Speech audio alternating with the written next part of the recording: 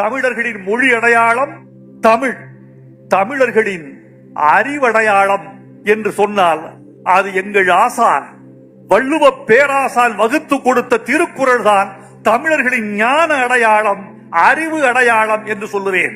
இந்த திருக்குறளை ஏன் இப்படி கொண்டாடுகிறோம்? 2000 ஆண்டுகளாய் அருந்து போகாத தொடர்ச்சியாய், புதைந்து போகாத பேரறிவாய், கரைந்து போகாத ஒரு நீர்மமாய் இருக்கக்கூடிய இந்த திருக்குறளுக்கு ஏன் இவ்வளவு பெருமை என்று கேட்டால் ஒன்றை சொல்ல வேண்டும் என்று ஆசைப்படுகிறேன். இந்திய அரசமைப்பு சட்டம் எழுதப்பட்டு 75 ஆண்டுகள் முடிந்து விட்டன. இந்த 75 ஆண்டுகளில் இந்திய அரசமைப்பு சட்டம் எனக்கு தெரிந்த தகவலின்படி 101 முறை திருத்தப்பட்டிருக்கிறது. 75 ஆண்டுகளில் 101 முறை திருத்தப்பட்டிருக்கிறது. இந்தியாவின் அரசமைப்பு மேதைகளாலும் சட்ட வல்லுநர்களாலும் சமுதாய அக்கறை மிக்கவர்களாலும் ஆங்கில பேராசன்களாலும் உலக அரசமைப்பை கரைத்து பிடித்த பெருமக்களாலும் இயற்றப்பட்ட அரசமைப்பு 101 முறை திருத்தப்பட்டிருக்கிறது. எழுதப்பட்டு 2000 ஆண்டுகளுக்கு பிறகும் கூட திருக்குறள் ஒரு திருக்குறளை மாற்றவில்லை, ஓர் சீரை மாற்றவில்லை, ஓர் அசையை மாற்றவில்லை, ஓர் எழுத்தை மாற்றவில்லை. 2000 ஆண்டுகளாக எங்கள் திருக்குறள் திருத்தப்படாத பெருமையில் இருக்கிறது. ஆனாலும் அந்த திருக்குறளை நான் ஓர் அனாதை அறிவு என்றுதான் சொல்லுவேன். எல்லா நூல்களுக்கும் மதத்தின் ஆதரவு இருந்தது, எல்லா மெய்நூல்களுக்கும் அரசாங்கத்தின் ஆதரவு இருந்தது. மதத்தின் ஆதரவு இல்லாமல், அரசாங்கத்தின் ஆதரவு இல்லாமல், ஓர் அரசனின் ஆசீர்வாதம் இல்லாமல் எந்த ஒரு பெரிய மெய்நூலும் இந்த உலகத்தில் நிலை பெற்றதாய் தகவல் இல்லை. ஐரோப்பிய சட்டங்கள் எல்லாம் எதனால் ஆக்கப்பட்டது தெரியுமா? கிரேக்க ரோமானிய மெய்நூல்களால் மட்டும்தான் ஐரோப்பிய சட்டங்கள் ஆக்கப்பட்டன. யூதர்களின் சட்டங்கள் எதனால் ஆக்கப்பட்டது தெரியுமா? விவிலியத்தின் பழைய ஏற்பாடுகளை கடன் வாங்கித்தான் யூதர்களின் சட்டம் இயற்றப்பட்டது. கன்ஃபியூசியஸின் தத்துவங்களை வாங்கித்தான் சீனர்களின் ஹான் அரச மரபு ஓர் அரச சமயத்தை உண்டாக்கி கொண்டது. திருக்குர்ஆனின் திருவசனங்கள் பலவற்றை இஸ்லாத் தனது சட்டமாக ஏற்றுக்கொண்டது. அசோக சக்கரவர்த்தி பௌத்த நெறிகளின் பல கூறுகளை சட்டங்களாக நிறைவேற்றிக் கொண்டார். ஆனால் தோழர்களே, எந்த அரசனின் ஆதரவும் இல்லாமல், எந்த மதத்தின் ஆதரவும் இல்லாமல், எந்த அரசாங்கத்தின் ஆதரவும் இல்லாமல் காலத்தில் மிதந்து மிதந்து மிதந்து தன் ஞானத்தால் கரையேறிய நூல் தமிழன் எழுதிய திருக்குறள் என்பதற்காக நீங்கள் பெருமைப்பட்டுக் கொள்ளலாம். அறம்தான் அடிப்படை, எல்லாவற்றுக்கும் அடிப்படை அறம். அறத்தான் எல்லா உயிர்களும் எதற்கு ஆசைப்படுகின்றன? ஒரு புழு எதற்கு ஆசைப்படுகிறது? தான் வசதியான இடத்தில் சென்று தங்கிவிட வேண்டும் என்று ஆசைப்படுகிறது. ஒரு கொசு எதற்கு ஆசைப்படுகிறது? தான் சிதைக்கப்படாத ஒரு முட்டை இனிமேல் உட்கார்ந்து விட வேண்டும் என்று கொசு ஆசைப்படுகிறது. ஒரு பறவை ஏன் ஆசைப்படுகிறது? நனையாத சூடுக ஆகாத ஒரு கூட்டுக்குள் தன்னை அடைத்துக் கொள்ள வேண்டும் என்று ஆசைப்படுகிறது. மனிதன் இன்பத்துக்கு ஆசைப்படுகிறார். எல்லா உயிர்களும் இன்பத்தில் பிறந்து இன்பத்தில் வளர்ந்து இன்பத்துக்காக ஏங்கி இன்பத்தில் மடிந்து துன்பத்தில் முடிந்து போகிறதுதான் உயிர்களின் ஆக்கமும் நீக்கமும். ஆனால் வள்ளுவ பெருமகன் சொன்னார், இன்பம் வேண்டும் தான், இன்பத்தை தவிர்க்கவில்லை. ஆனால் ஒன்று சொல்லுகிறேன், எது இன்பம் தெரியுமா? அறத்தான் வருவதே இன்பம், மற்றெல்லாம் புறத்த புகழும் இல்லை. அறத்தான் வருவது. எந்த இன்பத்தையும் அறத்தின் வழி ஈட்டு, அறத்தின் வழி எட்டு என்றுதான் சொல்லியிருக்கிறார். உலகத்தின் மிகப்பெரிய சாணக்கியர் என்று சொல்லப்படுகிற அர்த்த சாஸ்திரம் எழுதிய கௌடில்யர் விலை மகளிர்களுக்கு ஊதியம் நியமித்திருக்கிறார். முதல் தரம், இரண்டாம் தரம், மூன்றாம் தரம் என்று பிரித்து விலை மகளிருக்கு ஊதியம் நியமித்திருக்கிறார். உலகத்தின் மிகப்பெரிய அரசியல் சாஸ்திரம் என்று கருதப்படுகிற சாணக்கியரின் கௌடில்யத்தில். ஆனால் எங்கள் ஆசான் வள்ளுவன் முதலில் ஒரு புரட்சி செய்தான்.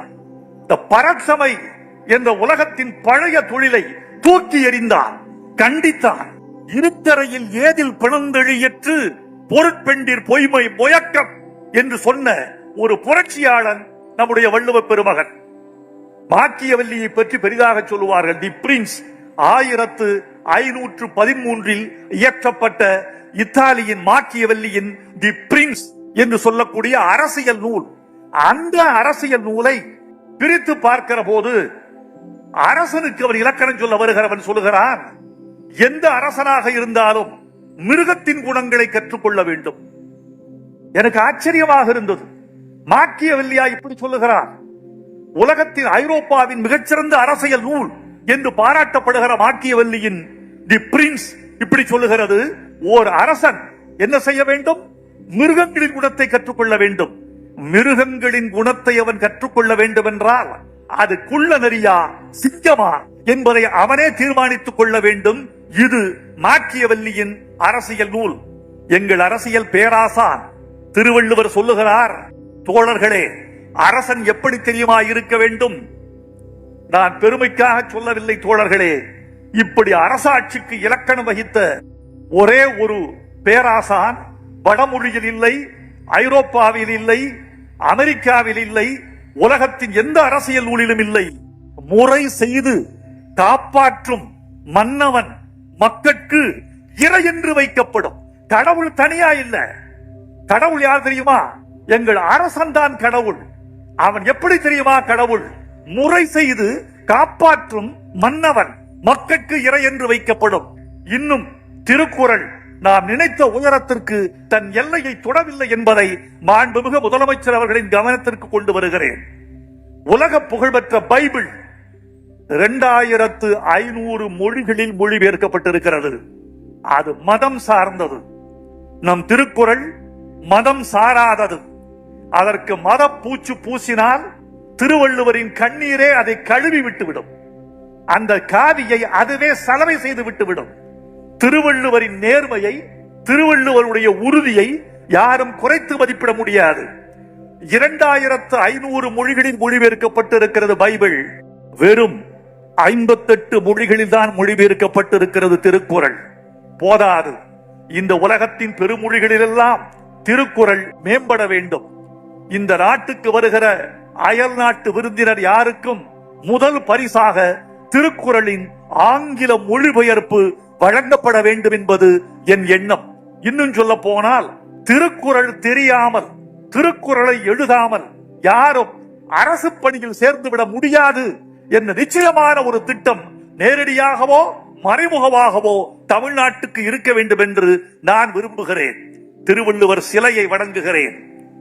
அந்த திருக்குறள் மீது எனக்கு ஒரு காதல். சின்ன வயதிலிருந்து எனக்கு ஒரு காதல். 12 வயதில் 1330 குறட்பாக்களையும் அசை விரித்து எங்காவது தலை தட்டுகிறதா என்ற ஓர் அறைகூவலை எனக்கு நானே விடுத்துக் கொண்டு திருவள்ளுவரிடம் ஒவ்வொரு குறளாக தோற்றுக்கொண்டே வந்தேன். 1330 முறை திருவள்ளுவரிடம் நான் தோல்வியடைந்தேன். அந்த தோல்விதான் திருவள்ளுவர் மீது எனக்குரிய காதலை வளர்த்தது. இதே திருவள்ளுவர் சிலை மாமல்லபுரத்திற்கு பக்கத்தில் தரையில் கிடத்தப்பட்டு செதுக்கப்பட்டுக் கொண்டிருந்த போது அதன் தலையை தொட்டு பார்த்து தடவி இருக்கிறேன். நாசியை வருடி இருக்கிறேன்.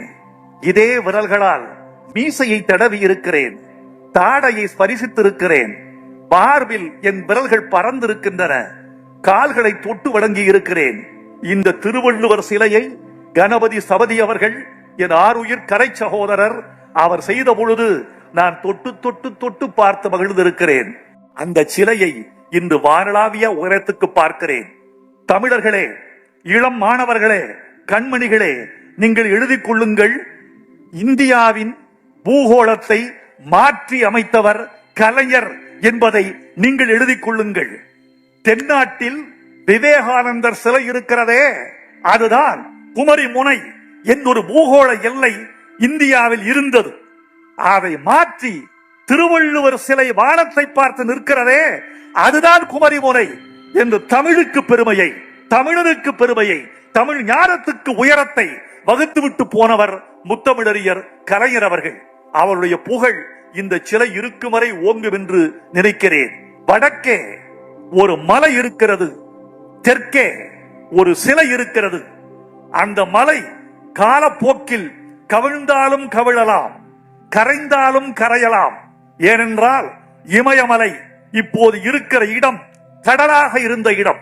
அது கடல் என்பதற்கு ஆதாரம் இமயமலையின் விலாவில், இமயமலையின் கழுத்தில், இமயமலையின் வயிற்றில் கடற்பாசிகளும் கடற்சங்குகளும் இன்னும் கூட காண கிடைக்கின்றன என்பது வரலாற்று ஆய்வாளர்களின் துணிவு. ஆனால் எங்கள் திருவள்ளுவர் சிலை 1000 சுனாமிகள் வந்தாலும், 1000 கடற்கோள்கள் மூண்டாலும் வானத்திற்கு வணக்கம் சொல்லிக் கொண்டு அந்த சிலை வாழ்ந்து கொண்டே இருக்கும் என்று நிச்சயமாக கருதுகிறேன். இந்த நேரத்தில் ஒரு நிறைவான அறிவிப்பை வெளியிட்டுவிட்டு நான் விடைபெற வேண்டும் என்று ஆசைப்படுகிறேன். சின்ன வயதிலிருந்து காதல் செய்த திருக்குறள், நான் கழித்து கிடந்த திருக்குறள், பாடி பாடி கிடந்த திருக்குறள், ஓதி ஓதி மகிழ்ந்த திருக்குறள், அந்த திருக்குறளுக்கு என்னுடைய 70 வயதில் எனக்கு ஒரு ஆசை வந்திருக்கிறது. தருமர், மணக்குடவர், தாமத்தர், நச்சர், பரிதி, பரிமேலழகர், திருமலையர், மல்லர், பரிப்பெருமாள், காளிங்கர், வள்ளுவர் நூறுக்கு எல்லை உரை செய்தார் இவர். இத்தனை பேர் உரை செய்திருக்கிறார்கள் திருக்குறளுக்கு. பாரதிதாசன் உரை செய்திருக்கிறார், நாவலர் நெடுஞ்செழியன் உரை செய்திருக்கிறார், புலவர் குழந்தை உரை செய்திருக்கிறார், முத்தமிழறிஞர் கலைஞர் உரை செய்திருக்கிறார்.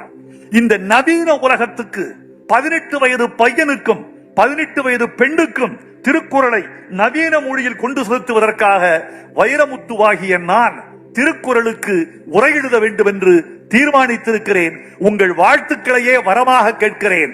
வாழ்க திருவள்ளுவர், வாழ்க கலைஞர், வெல்க எங்கள் திராவிட பேரரசு நடத்தி கொண்டிருக்கிற ஸ்டாலின் அவர்களின் நல்லாட்சி. வணக்கம், நன்றி.